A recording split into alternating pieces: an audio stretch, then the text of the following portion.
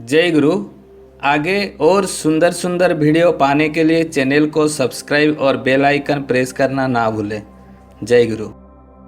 जगत जननी श्री श्री लक्ष्मी माँ, परम पूज्यपाद श्री श्री वरदा, आजिर वर्षा दादा एवं आचार्य देवंकर चरण रे मोर अनंत कोटि प्रणाम।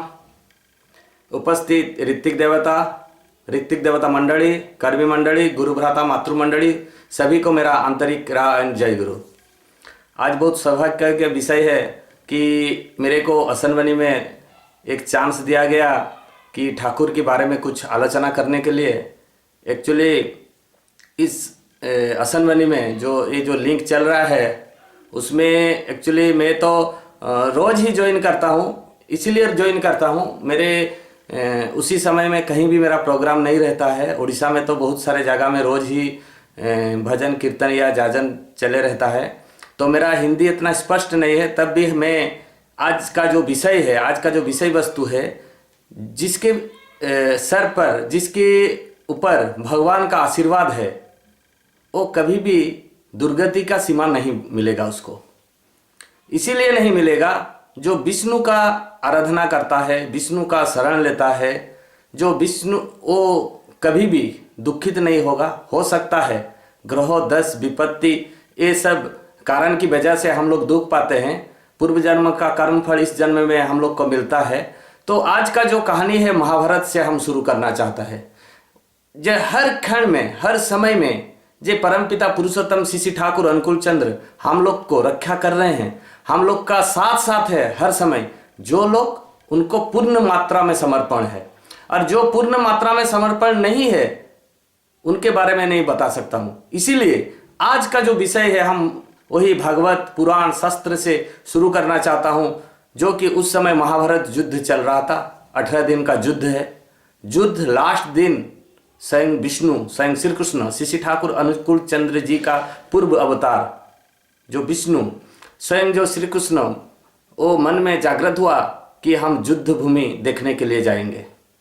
जब युद्ध भूमि देखने के लिए वो गए, चारों तरफ देखे लाशों ही लाशों गिरा हुआ है, कहीं पर भी एक भी आदमी नहीं है। और उनको दाहो करने के लिए, उनको अग्नि देने के लिए आदमी नहीं है। इतना लाश गिरा हुआ है, चारों तरफ लाशों ही लाश। बहुत दुखित हुए। कुछ दूर में देखे 18 दिन के पूर्ण समाप्त नहीं हुआ था, तो 18 दिन के युद्ध में देखे वहाँ दुर्योधन पड़ा हुआ है, उसका एक पैर नहीं है, ब्लीडिंग हो रहा है। वो बहुत दुखित होकर शिविर में आ गए। जब शिविर में आए, बैठे थे, उसी समय वो पांडव आए और प्रणाम किए श्री कृष्ण को। प्रणाम कर कर वो लोग बैठे। वो देखिए आप लोग, जिसका पास अक्षौणी सेना है वो कभी हारता नहीं है। मगर महाभारत में अक्षौणी सेना कौरव के पास था, मगर पांडव के पास कौन था? स्वयं विष्णु, स्वयं प्रभु। जिसका सर के ऊपर स्वयं विष्णु है, उसको कोई भी हरा नहीं सकता है। ऐसा भी श्री ठाकुर ही बोले हैं, ऐसा कोई शक्ति नहीं है जो कि हम लोग को जो हरा सकता है, यदि पूर्ण मात्रा में हम लोग उनके ऊपर समर्पण है। तो पांडव तो पूर्ण मात्रा में वो समर्पण थे। किसके ऊपर? स्वयं प्रभु, स्वयं विष्णु के ऊपर। और अक्षौणी सेना ऐसा एक सेना है जो कि कभी हारा नहीं। वो महाभारत में वो हार चुका है ऑलरेडी। वो आश्चर्यजनक का एक विषय है। और जब उन्हीं का करुणा होता है, कभी भी वो दुख में नहीं रहता है, कभी भी नहीं, किसी भी क्षण में भी नहीं। और जो गुरु, जीवंत गुरु जिसके पास है, वो कभी भी हारता नहीं है। और उनका ऊपर, वो पांडव के ऊपर वो विष्णु का हाथ था। वो पूर्ण मात्रा में पांडव उनके ऊपर समर्पण थे। इसी वजह से पांडव लोग जीत गए। वो कायदा कसरत कर कर झूठ भी बोले, वो युद्ध में झूठ भी बोले स्वयं प्रभु। किस लिए झूठ बोले? जो धर्म को रक्षा करने के लिए। जुग जुग प्रमाण है, धर्म ही जीत चुका है ऑलरेडी। और हर समय विष्णु महाभारत में खड़े हैं पांडव के साथ। एक गुरु की बात बोले, जिसके ऊपर गुरु है वो कभी भी दुख नहीं पाता है। आप एक कहानी जरूर जानते हैं। एक दिन क्या हुआ, एक बाघ ने गाय को बहुत जोर से दौड़ाया। दौड़ते दौड़ते बाघ क्या किया, एक जलाशय के ऊपर वो कूद पड़ा गाय। तो बाघ भी कूद पड़ा, तो उसमें जलाशय में पानी नहीं था, खाली कीचड़ ही कीचड़ था। उसमें जब बाघ गिर गया, बाघ गिरने के बाद दोनों का कसरत चला, बाघ और गाय का। जो दोनों कसरत के समय गाय हंस रहा था, तो बाघ ने देखा अरे गाय का मेरे ऊपर भय नहीं है, ये हंस क्यों रहा है। तो उसी समय उस बाघ पूछा गाय को, जे तुम हंस रहे हो क्यों। तो उसी समय कहा, जे मेरा मालिक है, मेरा जो मालिक है, जब शाम हो जाएगा, जब मेरे को लौटने का टाइम में मैं नहीं लौटूंगा, तो मेरा मालिक ढूंढते आएगा और देखेगा मैं यहां हूं, मेरे को उद्धार कर कर ले जाएगा और तुझको मार देगा। और तुम्हारा तो मालिक ही नहीं है, तुम तो अकेला हो, तुम्हारा पीछे कोई भी नहीं है और तुम इस कीचड़ में मरोगे। तो ऐसा ही हुआ, मालिक आया, ये गाय को उद्धार किया और ले गया। तो इसीलिए जीवंत मालिक होना चाहिए। किस लिए जीवंत मालिक होना चाहिए? जो जिसको हम फॉलो कर जिसको हम देखकर आगे बढ़ सकते हैं, हम लोग का वर्धित हो, उन्नति हो, हम लोग ठीक रास्ता में चल सके, हम लोग का विचार शक्ति जागृत हो। इसी तरह एक जीवंत गुरु का आवश्यकता है। इसी कहानी से वही चीजें हम लोग को समझ में आता है कि जिसके साथ गुरु रहता है, जिसके साथ गुरु है, जिसके साथ भगवान पुरुषोत्तम श्री ठाकुर अनुकूल चंद्र है, उनको कभी भी उनको दुख नहीं आएगा। इसीलिए दुख नहीं आएगा क्योंकि उनका साथ में गुरु है। उसके बाद क्या हुआ? उसके बाद प्रभु जो श्री कृष्ण थे, श्री कृष्ण को जो पकड़ते हैं वो हर वक्त दुख भी देते हैं। जो पूर्ण मात्रा में जो स्वयं प्रभु को, श्री ठाकुर अनुकूल चंद्र को जो समर्पित कर देते हैं, पूर्व जन्म का जो कर्म फल है वो धीरे धीरे कटते जाएगा। जब धीरे धीरे जो कटते जाएगा वो पूर्व जन्म का कर्म फल, तो धीरे धीरे कटते जाएगा, वो कष्ट होगा। जो भी दीक्षा लिए हुए हैं, जो पूर्व जन्म का कल साफ होगा। जब साफ होते टाइम में हर आदमी को, जो ठाकुर को पकड़े हुए हैं, नहीं पकड़े हुए हैं, सबको ये दुख कष्ट पूर्व जन्म का कर्म फल भोगना पड़ेगा। तो वो क्या हुआ, इस जन्म में हम लोग जो दुख पाते हैं वो पूर्व जन्म का कर्म फल है, इस जन्म का नहीं है, पूर्व जन्म का कर्म फल है, वो हम लोग भोग कर रहे हैं। आप देखिए, जो कुम्हार बनाता है मिट्टी का हांडी बनाता है, मिट्टी का जो हांडी बनाता है ना, उसको बनाने के बाद पीटता है, एक लकड़ी के साथ पीटता है। क्यों पीटता है? मजबूत करने के लिए। आघात होता है किसमें? मिट्टी का हांडी के ऊपर। कष्ट होता है किसको? वो हांडी को। उसको पीटता है, पीटते उसको मजबूत बनाता है। इसी तरह जब आदमी श्री ठाकुर अनुकूल चंद्र का दीक्षा लेता है, उसका जीवन में कष्ट आता है। जो कष्ट आते जब वो पकड़े रहेगा, वो पूर्व जन्म का कर्म फल साफ होगा और इस जन्म कर्म फल साफ हो जाएगा। अगले जन्म में वो पूर्ण मात्रा में सुरक्षित, सुंदर, स्वस्थ और पुरुषोत्तम का सानिध्य में जन्म होगा। तो इसीलिए महाभारत में जो श्री कृष्ण को, जो पांडव ने इतना भरोसा किया था, हर क्षण में श्री कृष्ण खड़ा होते थे। हर क्षण में, हर समय में, हर टाइम में, जब वो आते थे तब वो खड़ा रहते थे श्री कृष्ण। तो महाभारत में क्या हुआ, उधर दुर्योधन नीचे गिरा हुआ था। तो उसी समय अश्वत्थामा आया। अश्वत्थामा क्यों आया?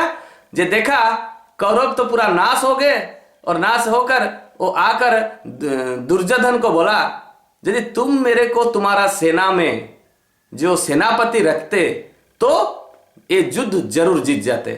तुम मेरे को सेनापति नहीं रखा, इसी वजह से तुम्हारा कौरव वंश पूरा शेष हो गया है। तुम्हारा जो अक्षणी सेना था, इतना बड़ा सेना था, वो भी शेष हो गया है। उसको आश्वासना दे रहा है। कौन दे रहा है? अश्वत्थामा।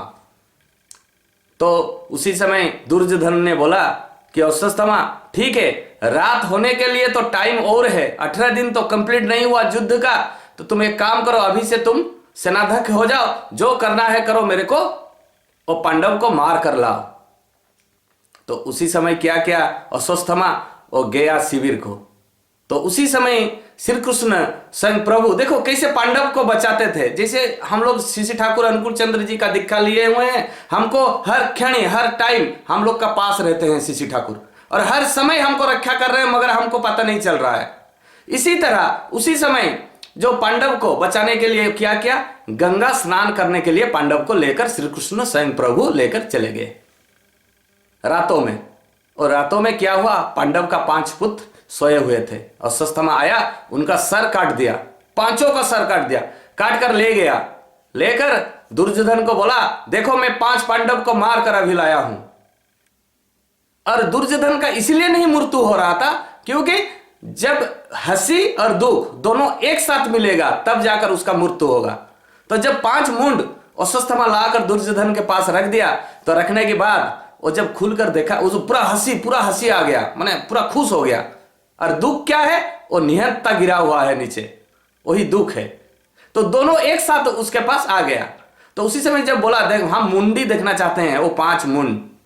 तो उसको जब खोलकर देखा, जो चादर ढकाया था उसको खोलकर देखा, ये तो पांडव नहीं है, उसका पुत्र है। तो उसमें उसी समय वो दुर्योधन मर गया। तो श्री कृष्ण ने आने के बाद देखा कि उसका 5 पुत्र को मार दिया है। किसने मारा? प्रभु तो सब अंतर्जामी है, उनको तो सब पता है। तो वो क्या युद्ध के रथ में बैठकर श्री कृष्ण स्वयं वो गए अश्वत्थामा को पकड़ने के लिए। ब्रह्मास्त्र मारे, ब्रह्मास्त्र मारने के बाद अश्वत्थामा को बंदी बना लिए, रस्सी में बांध दिए। बांधने के बाद वो लाए, कहां लाए? वो द्रौपदी के पास। और द्रौपदी कौन है? स्वयं विष्णु का बहन। तो द्रौपदी जब के पास लाए, बोला तुम्हारा ये दुश्मन है, तुम्हारा 5 पुत्र को ये निहत्ता मार चुका है, इसको तुम जो दंड देना चाहते हो दे दो। तो द्रौपदी ने बोला, क्या बोला मालूम है? द्रौपदी ने बोला कि ये हम लोग का गुरु का पुत्र है, ब्राह्मण है, इसको छोड़ दीजिए। उसी समय भीम ने, अर्जुन ने गर्जित कर बोला, 5 पुत्र को मारा हुआ है, इसको कैसे इसे छोड़ देंगे, इसको भी मृत्यु दंड होना चाहिए। द्रौपदी ने बोला, प्रभु आपने बोला था कि मेरे विचार ही मुख्य होगा, और हम बोल रहे हैं इसको छोड़ दिया जाए, गुरु का पुत्र है। और इसको क्या किया जाए? इसका जो चोटी है, ब्राह्मण का चोटी रहता है, उसको काट दिया जाए, और उसका सिर माने मुंडी का ऊपर एक मणि था, उसको हटा दिया जाए और उसको छोड़ दिया जाए। तो उसी समय उसी को छोड़ दिया गया, चुट्टी काटकर, और उसका ऊपर जो लगा हुआ था एक मणि, उसको निकाल कर। खराब आदमी का चिंता क्या होता है? हम लोग का यदि घर का आपस कई पास आस का किसी का साथ झगड़ा हो जाता है तो बदला लेने के हम लोग का इच्छा रहता है, चला मेरे को वो गाली दिया, उसको छोड़ेंगे नहीं, मेरे को वो एक चापड़ मारा, हम इसको मर्डर कर देंगे। हम लोग का ऐसे चिंता होता है बीच बीच में। और जो ठाकुर का पकड़े हुए हैं वो तो चिंता ऐसे नहीं होता है, क्योंकि वो नाम में रहते हैं हर वक्त।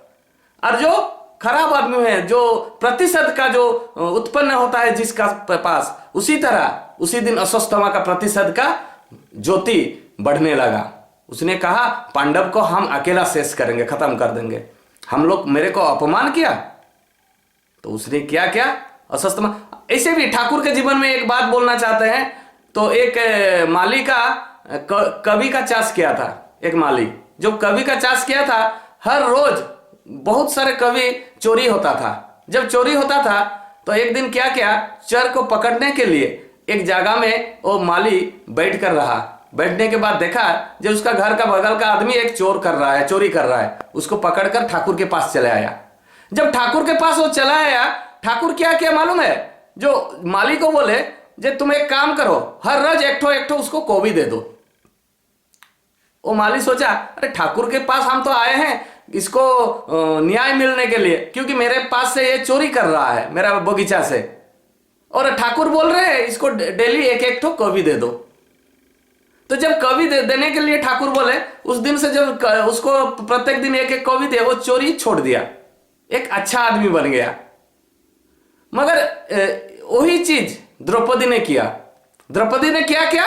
जे प्रेम भाव, प्रेम प्रीति भालोबासा, यही चीज उसका जीवन में उत्पन्न हुआ। वो किसका बहन है? श्री कृष्ण का बहन है।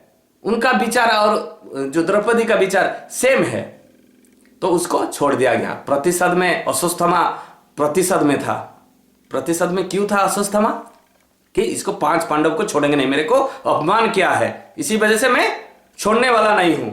इसीलिए उसने क्या किया, उसने प्रतिशत लेने का संकल्प ले लिया। हर समय भगवान ने हम लोग को जैसे श्री ठाकुर अनुकूल चंद्र रक्षा करते हैं, उसी तरह श्री कृष्ण महाभारत में हर क्षण में रक्षा किया। आपको मालूम है, जब दुर्वासा ऋषि जो पांडव का कुटीर में आए थे खाना खाने के लिए, पहले से बोल चुके थे जे पांडव का शिविर में द्रौपदी को, जे हम आपका कुटीर में जाएंगे और खाना खाएंगे। और दुर्वासा कैसा मुनि था, ऋषि थे, तो आपको सबको पता है। तो उस दिन दुर्वासा ऋषि आए, जब देखे पांडव का कुटीर में प्रवेश कर रहे हैं, द्रौपदी देख रहे हैं, उनका हांडी में चावल नहीं है, भात नहीं है, तो क्या किया जाए, वही प्रभु को पुकारे। हम लोग क्या करते हैं, कभी कोई हम लोग का जीवन में बहुत बड़ा कष्ट हो जाता है, उसको कोई सॉल्व नहीं कर सकता है, लास्ट में हम प्रभु को बुलाते हैं। पहले हम प्रभु को नहीं बुलाते हैं, प्रभु पोड़ा पड़ोसी को बुलाते हैं, स्वामी को बुलाते हैं, कोई पिता को बुलाते हैं, कोई चाचा को बुलाते हैं, हम मुसीबत में हमको रक्षा करो। मगर उस दिन क्या किया द्रौपदी ने, प्रभु को बुलाया। देखा जे मेरा स्वामी इसको सॉल्व नहीं कर सकते हैं, यहां कोई भी सॉल्व नहीं कर सकते, स्वयं प्रभु स्वयं विष्णु ही सॉल्व करेंगे। तो उस दिन क्या किया, प्रार्थना किया। प्रार्थना करते ही प्रभु आ गए। आने के बाद उसका हांडी में एक ही चावल लगा हुआ था, जो एक चावल लगा हुआ था वो हांडी में, वो स्वयं श्री कृष्ण प्रभु ने खा लिया। जब वो श्री कृष्ण प्रभु ने खा लिया वो चावल ठो, तो दुर्वासा ऋषि जब अंदर आए, बैठने के बाद बोल रहे हैं आप अभी खाना नहीं खाएंगे क्योंकि मेरा पेट ना पूरा फूल हो गया है। उसको टट्टी लगा और दौड़ने लगे। तो देखिए प्रभु हर क्षण, उसी समय क्या हुआ था। अब और एक बात बोलता है, जब लाख्य गृह में जो लाख का घर तैयार हुआ था पांडव को मारने के लिए, उसी समय भी स्वयं विष्णु ने रक्षा किया। तो आज भी हम लोग को पता नहीं चल रहा है, हम लोग जो श्री ठाकुर का हर रोज पूर्ण मात्रा में जो समर्पण किए हैं ठाकुर को, जो पूर्ण मात्रा में समर्पण नहीं करते हैं उसको कभी भी प्रभु हेल्प नहीं करते हैं। जो प्रभु पहले मुख्य है, प्रभु जिसका घर में प्रभु को मुख्य बोला जाता है, मुख्य में रहते हैं, उसी को ही प्रभु हर समय हर घड़ी हर क्षण रक्षा करते हैं। और उसी दिन भी लाख्या गृह में जब पांडव को अग्नि प्रदूषित किया जा रहा था, उसी समय स्वयं विष्णु ने ही रक्षा किया था। हर समय जब दुख पड़ता उससे पहले ही वो पहुंच जाते थे श्री कृष्ण ने, और हर घड़ी में उसको रक्षा करते थे।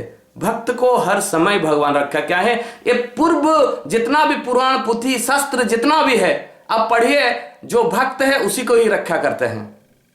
और विधि विधान जो है, आज जो प्रभु ने हम लोग को विधि विधान जो दिए हैं, जो पालन जो करता है श्री ठाकुर अनुकूल चंद्र जी का विधि विधान, हर समय में विधि आता था, हर समय में जो उसको पालन करता था, जो उसको समझता था और जो जीवन का चरित्र में वो करता था, वही ही बचता था। अब महाभारत रामायण कुछ भी आप पढ़ लीजिए, हर समय में आता था, और उसी को जो फॉलो करता है, स्वयं विष्णु को जो फॉलो करता है वही ही बचे है। शास्त्र में भी लिखा है, महाभारत में ही लिखा है। देखिए इतना बड़ा कौरव सेना था, कहां बचा वो 5 पांडव, इतना हजारों लाखों सेना को मारकर खत्म कर दिए, किसके बल पर, स्वयं विष्णु के बल पर। जब स्वयं विष्णु जिसके पास है, स्वयं प्रभु अनुकूल चंद्र जी, हम लोग का जैसे विष्णु हम बोलते हैं, जो स्वयं विष्णु ही है, उसका प्रूफ तो मेरे पास कम से कम 17 ठो पुराण शास्त्र में लिखा है, श्री ठाकुर अनुकूल चंद्र ही कलियुग का भगवान है। मैं इसको एक एक चीज लिख कर रखा हूं, उसका बहुत लंबा स्टोरी है। तो उसी दिन क्या हुआ, द्रौपदी ने उसको माफ कर दिया। माफ करने के बाद वो अश्वत्थामा क्या किया, घर गया। घर जाने के बाद वो सोचा जो उत्तरा का गर्भ में जो संतान पल रहा है उसको हम मार देंगे। तो मारने के लिए उसने प्रतिश्रुति लिया, और अश्वत्थामा का पास एक ब्रह्मास्त्र भी था। जब कोई नहीं रहता है तो प्रभु ही रक्षा करते हैं। वही उसी समय की एक बात और भी बोलना चाहता हूं, जब द्रौपदी को वस्त्र हरण हो रहा था, उसी के पास धर्म का ठेकेदार सब बैठे हुए थे। धर्म का ठेकेदार कौन है, द्रोणाचार्य थे, भीष्म थे, स्वयं उनका पिता थे, उनका स्वामी थे। धर्म को रक्षा करना, एक स्त्री को लज्जित किया जा रहा है, नग्न किया जा रहा है, और धर्म का ठेकेदार बैठकर देख रहे हैं। और लास्ट समय में द्रौपदी ने सबको पुकारा, कोई नहीं आया। लास्ट समय में स्वयं प्रभु को पुकारा, जी प्रभु तुम्हारा अलावा और कोई नहीं है मेरे को रक्षा करने के लिए। हम लोग भी वैसे ही करते हैं। कभी सोच लीजिए किसी का बहुत बड़ा बीमारी हो गया है, दुर्घटना हो गया है, एक्सीडेंट हो गया है, इतना बड़ा विपद है, उसी समय ही हम लोग पुकारते हैं प्रभु मेरे को रक्षा करो, और कोई नहीं रक्षा कर सकता। उसी तरह उसी दिन स्वयं द्रौपदी ने वही प्रभु को पुकारा। पुकारने के बाद द्रौपदी का वस्त्र हरण से लज्जित से वंचित किया। हर समय हर घड़ी वंचित किया है वही प्रभु ने, स्वयं विष्णु ने, और विष्णु ही रक्षा करता है। तो उसी दिन क्या किया अस्वस्थमा जो संकल्प ले लिया है जे हम उत्तरा का गर्भ का नष्ट कर देंगे और विष्णु का पूजा करने का कोई भी नहीं रहेगा। उसी समय उत्तरा को पता चल गया है, और पता चलने के बाद स्वयं विष्णु के पास आए। विष्णु को बोल रहे हैं मेरा संतान को यदि मार दिया जाए तो मेरा दुख नहीं है, मगर विष्णु का प्रचार करने के लिए, विष्णु का नाम लेने के लिए और कोई भी बचेगा नहीं पांडव वंश में। तो आप यदि रक्षा नहीं करेंगे तो ये आपका प्रचार कौन करेगा। प्रभु के पास, स्वयं विष्णु के पास, श्री कृष्ण के पास अनुरोध किया उत्तरा ने। उत्तरा कौन है? जो पांडव का बहू है, पांडव वंश का वो बहू है। तो जो श्री कृष्ण विष्णु को आराधना कर कर प्रणाम कर कर वो जो बोले, प्रणाम करने के बाद श्री कृष्ण स्वयं वही गर्भ को रक्षा किए। कैसे रक्षा किए? जो कानी आंगुली का जितना छोटा सा उत्तरा का गर्भ में वो प्रवेश किए। कहीं पर भी लिखा नहीं है जो स्वयं प्रभु किसी का गर्भ में डायरेक्ट प्रवेश किए, मगर उसी दिन वही महाभारत में उत्तरा का गर्भ में, उसका भी बहुत लंबा कहानी है, उसमें मैं जाना भी नहीं चाहता हूं, क्योंकि उसी गर्भ में उसी दिन इतना छोटा सा होकर उनका उत्तरा का गर्भ में प्रवेश किए और एक चक्रव्यूह रचना किया स्वयं विष्णु ने। और चक्रव्यूह रचना करने के बाद उसका गर्भ का सुरक्षा किया। जब अस्वस्थमा अस्त्र मारा तो वो चक्र को भेद कर कर वो अस्त्र जा नहीं सका, रिटर्न चला आया। जब रिटर्न चला आया वो अस्त्र, वो सब अचंभित रह गए, जो अस्त्र की से रिटर्न चला गया। वो अस्वस्थमा खुद चिंतित रह गया। और उसका गर्भ में कौन था? जो स्वयं जो बच्चा था वो पूर्ण मात्रा में स्वयं विष्णु को दर्शन भी किया, पूर्ण मात्रा में दर्शन किया। जो कोई भी ऐसा नहीं है जो गर्भ में स्वयं विष्णु का दर्शन किया, मगर वो बच्चा जो उत्तरा का गर्भ में था वो दर्शन पूर्ण मात्रा में विष्णु का दर्शन किया। दर्शन करने के बाद वो बाद में पैदा हुआ, वो विष्णु का ही गुण गान किया। बहुत सारे उसका कहानी है। तो जहां जहां पर भी स्वयं प्रभु, स्वयं विष्णु, स्वयं भगवान आए, हर समय में, हर टाइम में, हर आदमी को, उनका भक्त को रक्षा किए। मैं एक दुर्गानाथ सान्याल का बात बोलना चाहता हूं। वो तो सब जानते हैं दुर्गानाथ सान्याल का बात, बहुत बार भी मैं बहुत जगह में कह चुका हूं। बहुत सारे गुरु भाई, बहुत दादा भी ये बात बोल चुके हैं। दुर्गानाथ सान्याल का पेट का बीमारी बहुत था। वो बहुत दिन से पेट का बीमारी था। बहुत डॉक्टर, कविराजी, होम्योपैथी, एलोपैथी, आयुर्वेदिक बहुत सारे ट्रीटमेंट किए। ट्रीटमेंट करते करते थक गए और खाना भी छोड़ दिए। खाना एक टाइम थोड़ा सा खाते थे और कुछ नहीं। ऐसे ही कष्ट भरते थे। बहुत टाइम में उनका पेट का दर्द होता था और शांति नहीं मिल रहा था। लास्ट में सोचे कि मैं बाबा धाम जाऊंगा, जो शिव के पास आराधना करूंगा। शिव के पास जब आराधना करूंगा, जो शिव का आराधना करूंगा, शिव के आराधना करने के बाद मैं थोड़ा सा मुक्ति मिलेगा। तो जब वो शिव का आराधना करने के लिए दुर्गानाथ सान्याल बाबाधाम आए, बाबाधाम आने के बाद वो कम से कम 1 महीना पूरा तपस्या किया वही बाबाधाम में। जो आए थे, अभी भी वो जो लॉज में रहकर वो साधना करते थे, डॉक्टर लॉज आज भी बाबाधाम में है।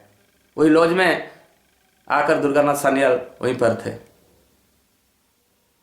तो वो तपस्या किया। तपस्या करते करते करते करते कुछ ही नहीं मिला। एक दिन क्या हुआ, एक दिन वो तपस्या करते करते एक आकाशवाणी की तरह जब स्वप्न उनको मिला, स्वप्न जब मिला कि जे तुम्हारा घर की पास में ही तुम्हारा जो पेट का दर्द हो रहा है उसका उपचार हो सकता है। और कौन कर सकता है? जो अनुकूल चंद्र। तो उनका जब पंडित थे, पंडित को बोले जो ऐसे ऐसी बात है, मैं रात में एक स्वप्न देखा, जो मेरा घर की बगल में अनुकूल चंद्र है, वही मेरा पेट का दर्द ठीक कर सकता है, मेरे स्वप्न में मिला। तो वो पंडित जो थे बाबाधाम का, वो बोले तुम जाओ उनको दिखाओ, दिखाने के बाद तुम्हारा पेट का दर्द ठीक हो सकता है। तो वो आए पावना हिमायतपुर और श्री ठाकुर को प्रणाम किए। प्रणाम करने के बाद वो बोलने से पहले ही ठाकुर बोल रहे हैं, अरे माता मनमोहिनी को बोल रहे हैं इनके लिए एक बोगड़ा चावल तैयार करो और सब्जी कुछ जो जो खाना उसका पसंद है वही चीज बनाओ। बना माता मनमोहिनी ने भी बनाया। बनाने के बाद दुर्गानाथ सान्याल को पूरा खिलाया। और जब खाए, खाने के बाद उनको थोड़ा अच्छा लगा। और जो भक्तगण थे वो लोग ठाकुर जी को बोल रहे हैं कि ठाकुर इसका तो इतना पेट दर्द है, वो लोग खाना ही नहीं खाता है और इतना दिन से पेट दर्द है कि वो मरते मरते ही बच गया है शायद, क्योंकि ये तो पूरा बद्रीनाथ धाम चला गया, बद्रीनाथ धाम से अभी लौट रहा है। ठाकुर कुछ नहीं बोल रहे हैं, भक्तगण को कुछ ही नहीं बोल रहे हैं। उसके बाद खाना खाया। सेकंड दिन आया। सेकंड दिन भी माता मनमोहन देवी पूरा पेट फूल कर कर खाना खिलाए। खिलाने के बाद उसको बहुत ही अच्छा लगा, शरीर पूरा अच्छा लगा, पूरा प्रफुल्ल उनका जीवन आ गया। तो देख लीजिए, ये दुर्गानाथ सान्याल वही पावना हिमायतपुर का ही है। इतना दिन उनका सानिध्य लाभ किया श्री ठाकुर का, वो भी पहचान नहीं पाए। बहुत दिन के बाद उनका पहचानने की बात दिखा लिए, भगवान बोलकर उनको पहचाने। अनंतनाथ राय को देख लीजिए। अनंतनाथ राय वो वैष्णव धर्म लेने के लिए गए। वैष्णव धर्म लेने के बाद वो साधना किए, भजन कीर्तन किए, हरे राम हरे कृष्ण कृष्ण कृष्ण हरे हरे, मगर उनको शांति नहीं मिला। जब शांति नहीं मिला, श्री ठाकुर को चिट्ठी लिखे। और श्री ठाकुर उस समय में डॉक्टरी पढ़ने के लिए कलकत्ता आए थे। कलकत्ता में क्या किए श्री ठाकुर? वो कोयला गोदाम में वो सोते थे, कभी स्टेशन में सोते थे और रोज 8 किलोमीटर पैदल जाते थे डॉक्टरी पढ़ने के लिए, फिर 8 किलोमीटर आते थे डॉक्टरी पढ़ने के लिए। रोज ऐसे आते हैं। आने के बाद जो इनका जो लेटर मिला तो बोले ठीक है तुम एक काम करो, साधना और करो।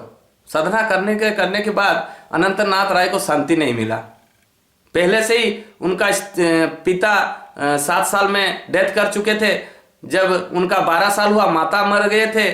जब शादी के टाइम में 18 साल में उनका शादी कर दिया गया। उनका स्त्री मर गए थे। उनका पुत्र 2 दिन के बाद मर गए थे।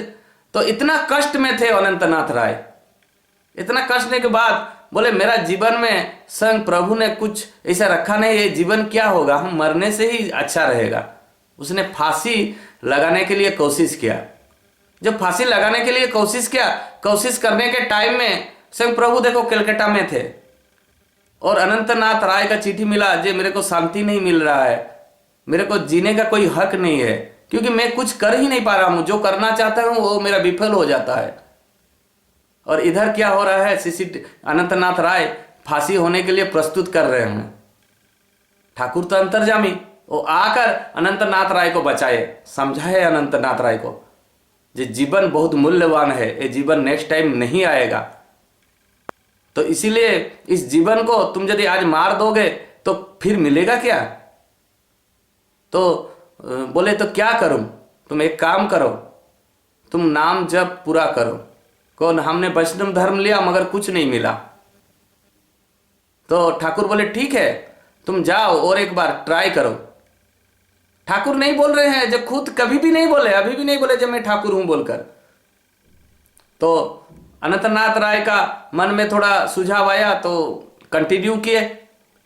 कुछ दिन के बाद उनको शांति नहीं मिला अनंतनाथ राय को, मरने के लिए रस्सी फिर से लगा लिए।